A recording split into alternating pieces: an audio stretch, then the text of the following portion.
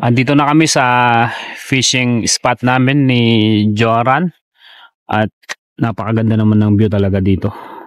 Nag-fishing ka na, nakakapag-relax ka pa.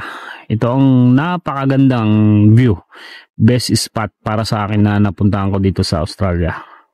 Buti na lang may eksperto tayong kasama at siniset up niya na ang ating fishing rod. Ayan.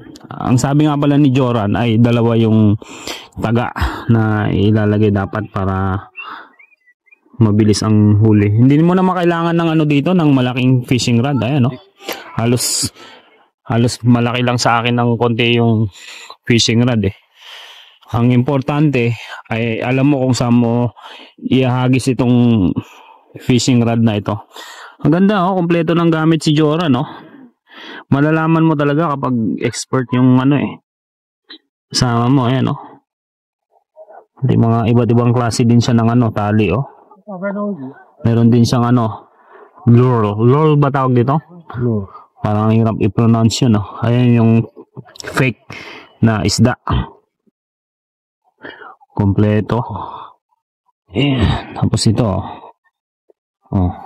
grabe, ang daming taga, ang lalaki. Parang pating ata ang uli mo dito, Joran. Ang laki, pating ata ang mahuli mo dyan eh. Tapos iba't ibang klase ng taga. Ayan, ay pala, bulitas. Napakamalaki naman ito, bigat eh. Deep sea fishing. Deep sea fishing. Tapos ito may chopping board pa.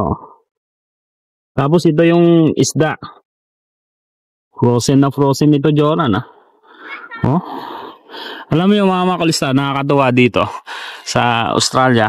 Dito tayo para maganda yung view natin habang nagbablog tayo. Masyadong maselan yung mga isda dito.